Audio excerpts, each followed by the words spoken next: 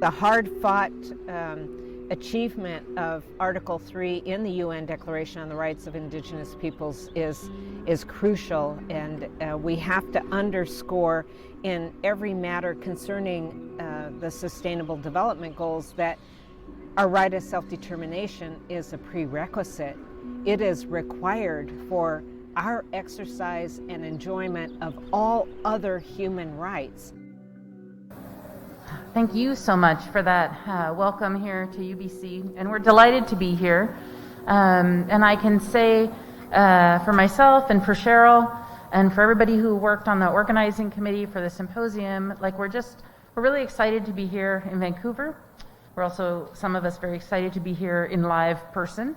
But it's also for us, so I'm just going to say a tiny bit about what we're going to do, and then we're going to move into our keynote. But so the whole concept of this project came about a couple of years ago from some of us who have spent, frankly, decades working on the UN Declaration of the Rights of Indigenous Peoples.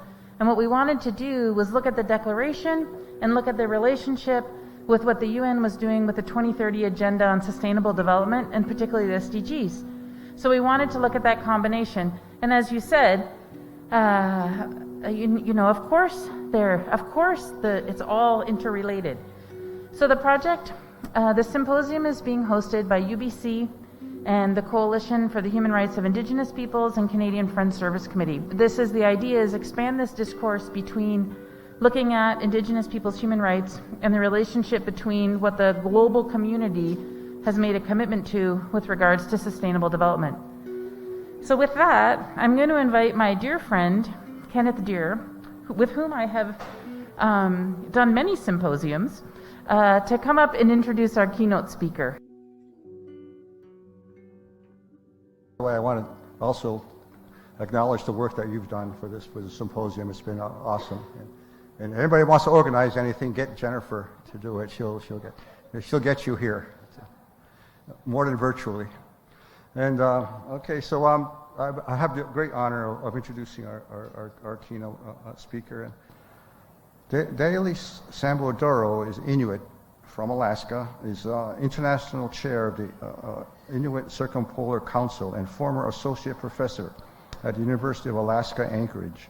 Engaged for over 35 years at the UN, ILO, OAS, and other international fora, she is a former expert member and chairperson of the United Nations Permanent Forum on Indigenous Issues and Legal Relations between States and Indigenous Peoples. She holds a PhD from the University of British Columbia, Faculty of Law 2002, and a Master of Arts in Law and Diplomacy from the Fletcher School at Tufts University in 1991. She is also a former co-chair of the International Law Association Committee on Implementation of the Rights of Indigenous Peoples, and in 2022, International Arctic Science Committee Medalist. So it was with great honor that I introduced Dalee Sambo Dorough be our keynote speaker. I'm really grateful for your, as Erica Diaz used to say, your kind words to me. Okay. And grateful for the opportunity to be here. I know that Kira, Jennifer, Paul, Cheryl, many others behind the scenes have prepared a PowerPoint presentation. But before I get into that, I just also want to say that I'm very honored to be in Musqueam territory and to have been welcomed by the chief and Elder Larry Grant, and also the chief here with us this evening, and the Qianak, not only stand on your territory, but breathe the air and everything about your place on this planet. What I want to focus on is the need for a new trajectory. We need, you hear people talk about changing the paradigm and everything, right? Well, we've been working on that for decades, and we just need to change the trajectory, like all of us together. It's got to be something new and different. And this this study, this work might afford the opportunity to look a little bit more at how we actually are able to do that.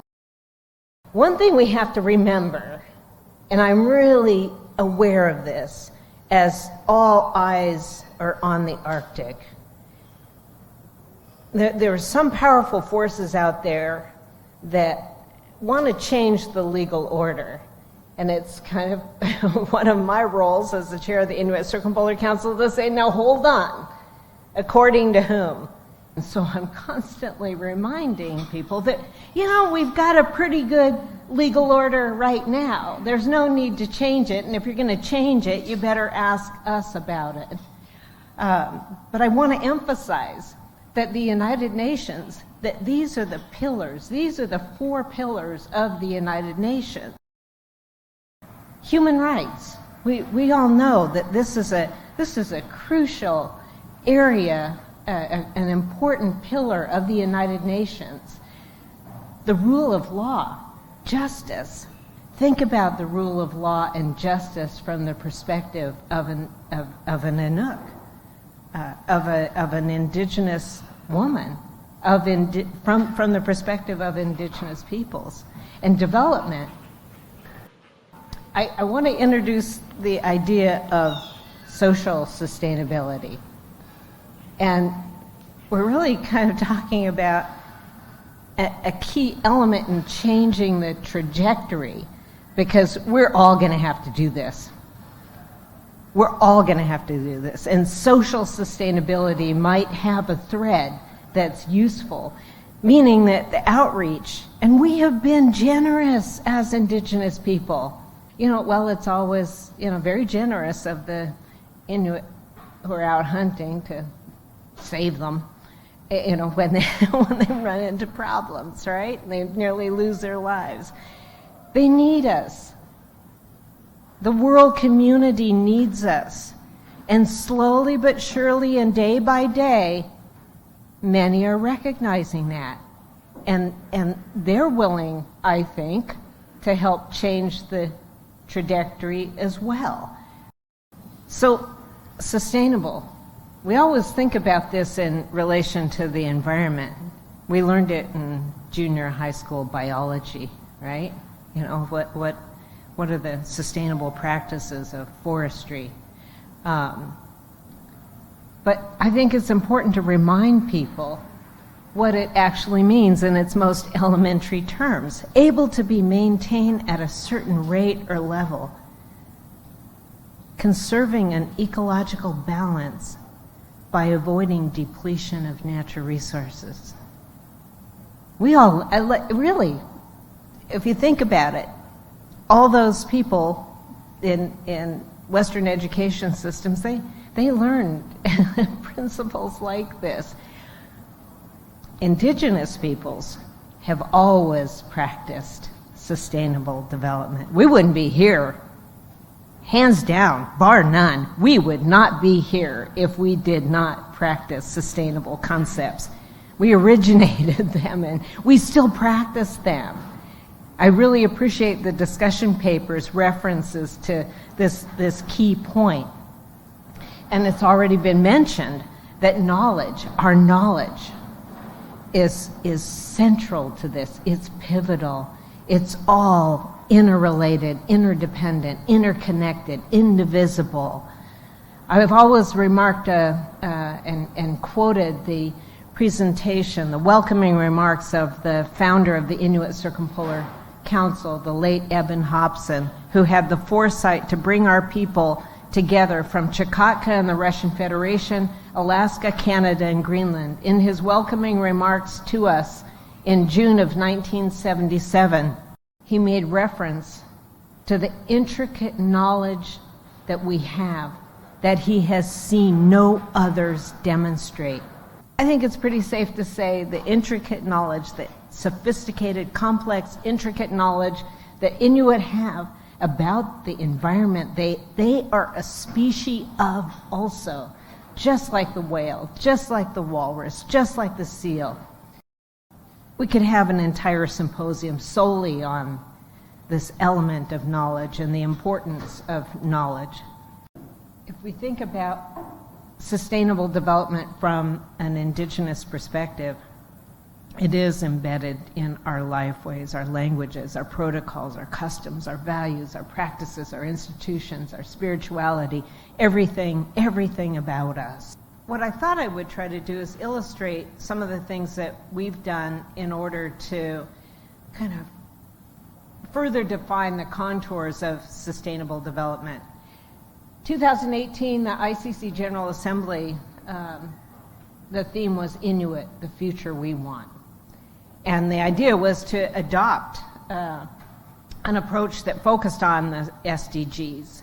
And it's fortunate that in terms of historically, that there was reference to Indigenous peoples in the earliest conceptions, as well as the fact that the world community did invoke the UN Declaration on the Rights of Indigenous Peoples. I think what we've heard already just in the few opening remarks is that very little has been done to actually be concrete about the issues and what will be done. So here's just a couple of examples of the explicit reference to Indigenous peoples. Our food security really means access to our land. Not only securing and entrenching our rights for our lands, territories, and resources, and in this regard I mean the total environment akin to what is stated in the ILO Convention number 169, but that in addition to it, we need to manage it. We need to own, control, and manage the land in the same way the UN Declaration articulates all of those provisions from Articles 25 to 30 and 31.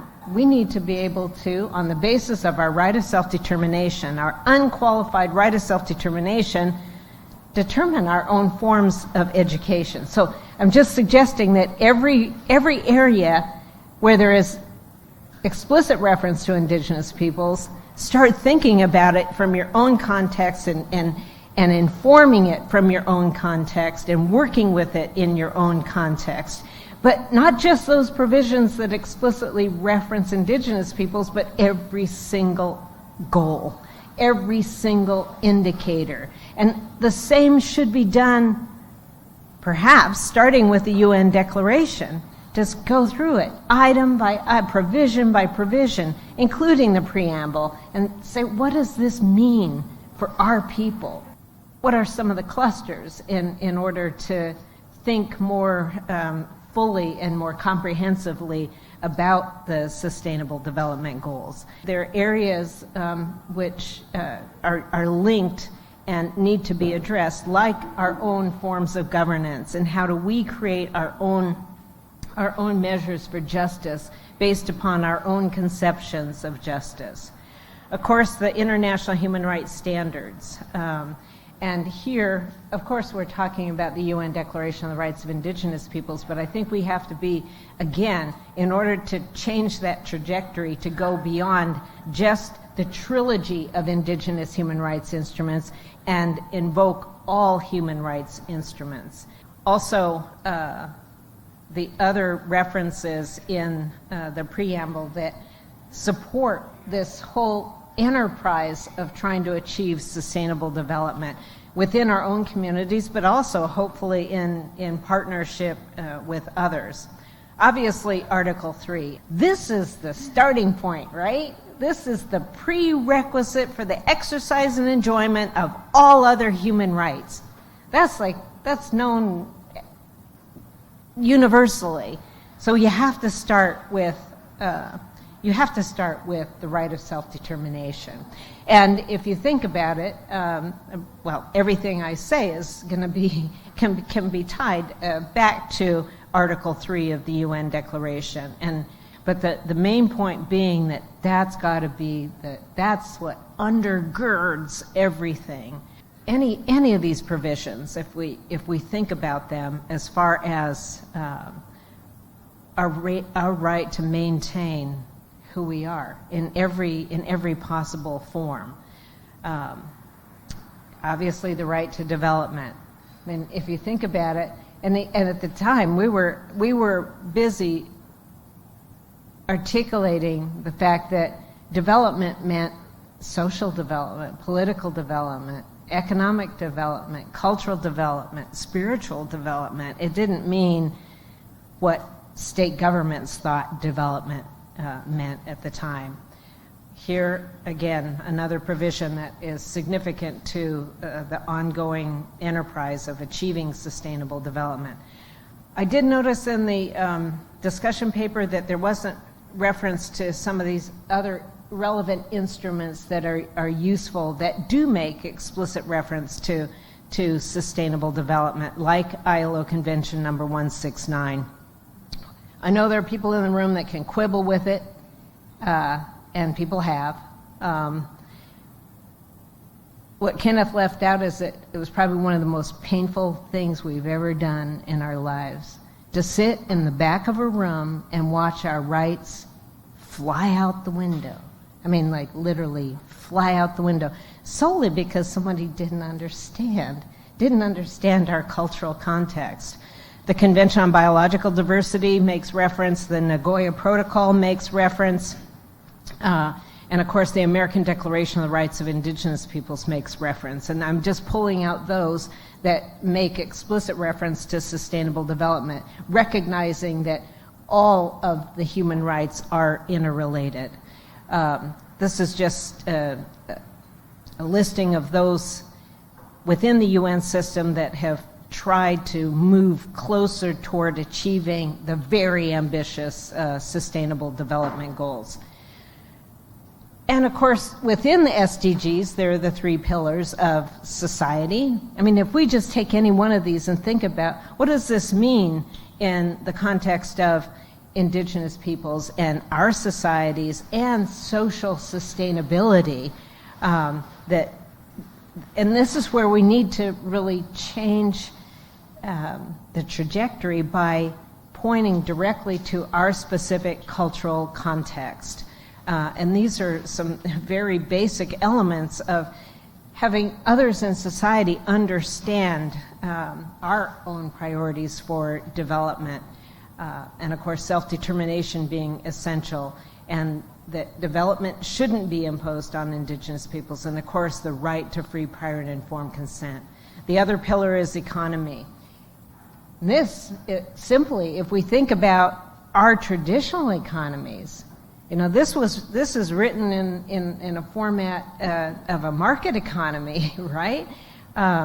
Where people are thinking about sustainable development in their paycheck. So again, it's another example of how we have to inform others about what our perspectives are based upon our own traditional economies, but also what does it mean to be equitable when it comes to sustainable and equitable development. And the environment, of course, is the other pillar. And I was pleased to see in the discussion paper that these elements were brought into the discussion as far as the necessary ingredients for achieving sustainable development. But again, the whole framework is far too rigid and doesn't take into account the perspectives of Indigenous peoples. The Inuit Circumpolar Council, in terms of us taking the Sustainable Development Goals, we've tried to put together our own strategy of how do we influence it. Our organization is an ECOSOC NGO where the voice of Inuit at the international level. We've found ways to try to take the SDGs and influence in areas that we can influence. So, of course, we're directly engaged in the UN Framework Convention on Climate Change, its newest constituted body, the Facilitative Working Group. The ICC is the only Indigenous peoples organization that has observer status in the Intergovernmental Panel on Climate Change. And here we have effectively introduced what Eben Hobson invoked in 1977, our intricate knowledge of the Arctic. And most of you know that the Arctic is experiencing a rate of climate change at 3 to 4 times faster than any other part of the world. So we're there saying, you need us.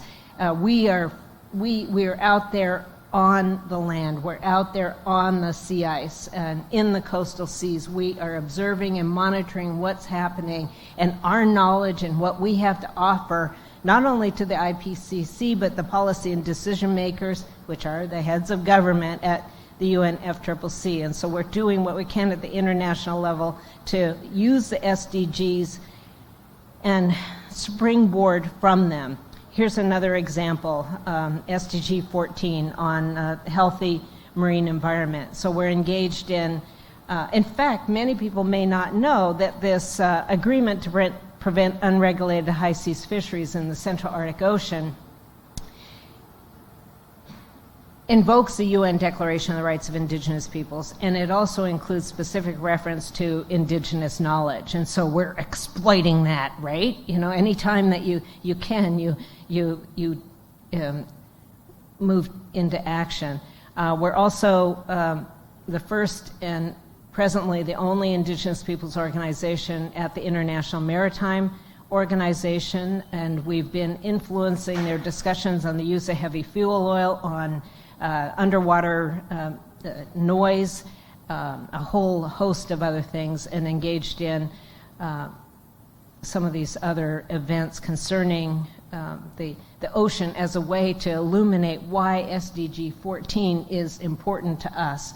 Likewise with SDG 2, we've done extensive amount of work on food sovereignty, food security, and you know, they're to some extent, one could say that this is almost like a comparative analysis, because in Greenland, our membership and our people, they have full authority and control over so much in terms of their food security. In Canada and the 4 comprehensive land claims agreements, the rights have been entrenched. In Alaska, they have not been. It's a perennial issue. We're not even sure what the most up-to-date information in Chukotka happens to be, and whether or not they have to, individual hunters have to go to the local government to check out a rifle so that they can hunt to feed their family. In regard to infrastructure and other issues, we're turning to those UN special rapporteurs that are focused specifically on housing or on water or whatever it is that they are appointed to undertake, and trying to kind of complete the picture for them from an Indigenous perspective on why SDG 9 is important. SDG 4 on education, we need a lot more work in this area, and it's very difficult to cross 4 different regions with different major languages, but we're still very focused on bringing our people together, our educators together, our language warriors together to make something out of SDG 4. Here is a difficult issue, and I think that many Indigenous communities can relate to this. Our young people and the issue of suicide. The rates, and it's probably well known in Canada, the rate of suicide amongst our young people, but also to some extent the displacement of our men in communities. We see many young Indigenous women thrive, and there are many young Indigenous men who don't. And I think to a large extent that the value of hunting, fishing, and harvesting, and what is typically done by men, at least in our society, they're displaced because of the imposition, the superimposition of all kinds of regulations, the lack of management, a whole host of things. But nevertheless, our people are still hunting, fishing, and harvesting. But this is one reason why it's important for Sustainable Development Goal 3. It's just one element. There are so many others that could be slipped into this. But good governance and justice. You know, Hobson, when he welcomed our delegates to Utqiagvik in June of 1977 at our organizing conference, he spoke about the need for the 4 nation states in the Arctic again, the Russian Federation, the United States, Canada, and Denmark, to uniformly respect and recognize our rights. And basically what he was saying is that you guys have to coordinate and make coherent the respect of our rights so that we can practice good governance, so that we can ensure justice within our communities. And there's so much diversity in the Indigenous world as far as our distinct cultural context. But this is what we need to bring to bear. This is what we need to bring to the forefront. And this is what I think we need to do at the micro level as well, at every scale. We need to ensure that people understand, respect, and recognize our cultural context. Also, our collective human rights. Everything is written as though this relates to individuals. Right? This is another dimension that needs to be understood by all others. Of course, our own rights and responsibilities within our communities, but there are some people that I speak to about the demands and advocacy, and the guys go, oh no, we don't need any handouts from government. They're not handouts. It's their freaking obligation, right? It's their fiduciary obligation. Otherwise, they wouldn't exist. They wouldn't have grown up around us and our territories. And so you got to ride on that hard. That desire for self-reliance. I get that, but you got to balance the scales before anything happens. Of course, the intergenerational nature of our rights, that's not completely understood, I think, by others. We don't have disaggregated data. It's starting to happen. We're pulling it together ourselves, For most Indigenous peoples across the globe, that doesn't exist. So you don't even have a beginning benchmark to determine if you succeeded in any single sustainable development goal or indicator. Informing those goals, informing those indicators, and looking at not only what is sustainable, but what is equitable. The SDGs do have legal effect. I mean, if you think about it, it's pretty straightforward, right?